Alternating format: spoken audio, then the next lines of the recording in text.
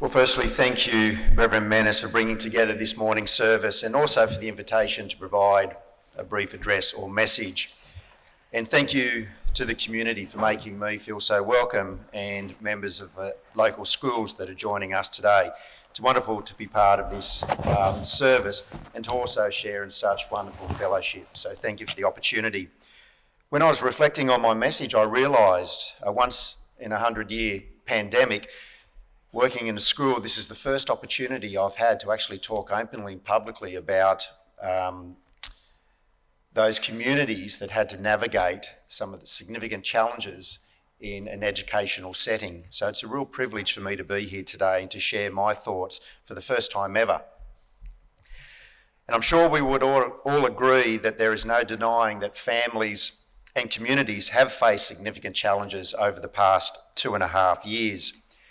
Indeed, it is difficult to imagine there will be another moment in history when the central role of education in the economic, in the social, and the political prosperity and stability of nations is so obvious and well understood by the general population.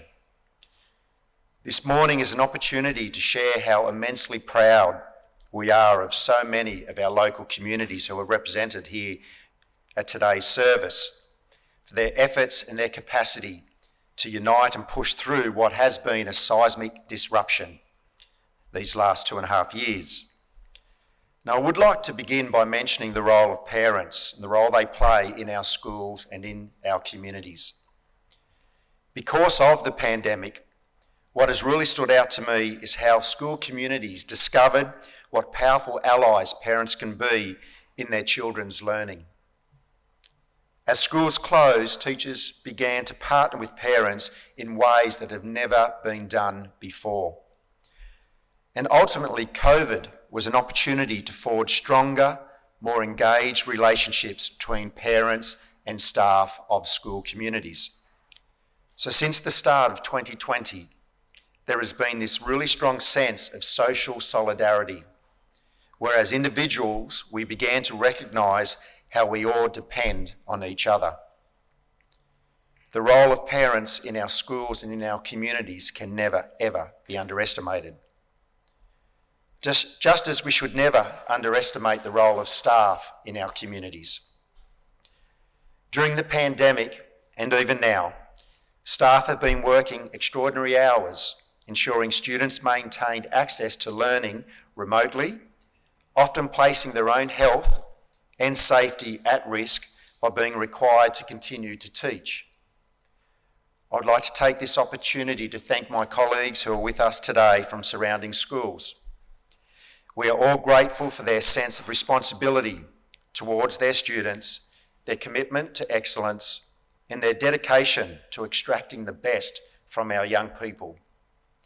But one thing I am truly grateful for is their resistance to the temptations of other career paths and their choice to teach. Staff in schools would not be teaching if they did not think that teaching can change a student's life for the better. And I'd also like to acknowledge the young people, importantly the young people in our schools, many of which are with us today. As we have navigated through uncertain times, our young people have shown that the worst health crisis in memory is no match for a very proud and active generation. I'm sure that history will show the world's young people helped to build a bridge from fear to hope and from confusion to understanding. The courage of our students and young people gives me confidence that they can certainly manifest the best of humanity. And that is a light that will shine for generations to come. My personal message to young people is really quite simple.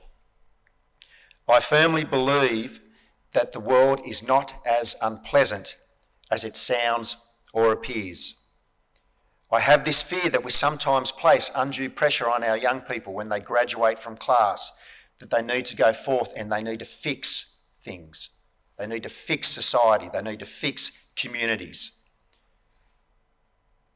When they finish school, they can sometimes have this belief that they've been sent off to a sick and tired world, full of chaos, full of disaster, full of confusion, on the edge of destruction, and they are supposed to roll up their sleeves and clean things up.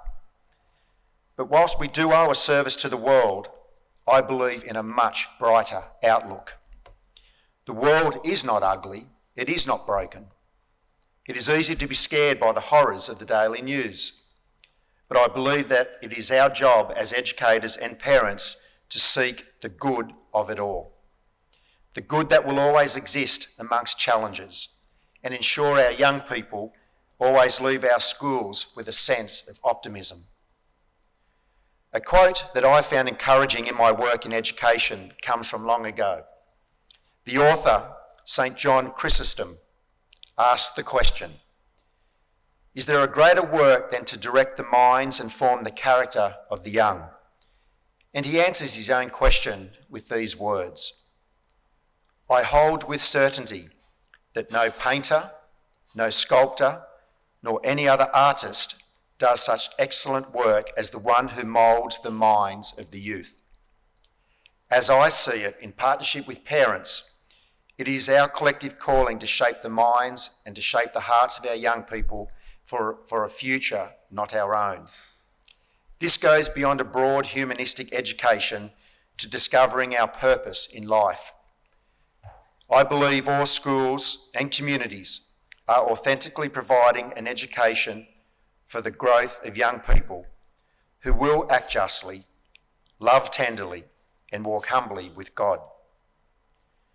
And being part of the Knox community, which is such a privilege for me, I think it's only appropriate I finish my message with a Scottish blessing, if that's okay, Reverend. May you have happiness and peace. May you receive encouragement when new frontiers beckon. May you respond to your call of your gift and find the courage to follow its path. May warmth of heart keep your presence alight, and may anxiety never linger about you. May your outer dignity mirror an inner dignity of spirit. May you take time to celebrate the quiet miracles of your life. May you experience each day as a sacred gift woven around the heart of wonder. Thank you.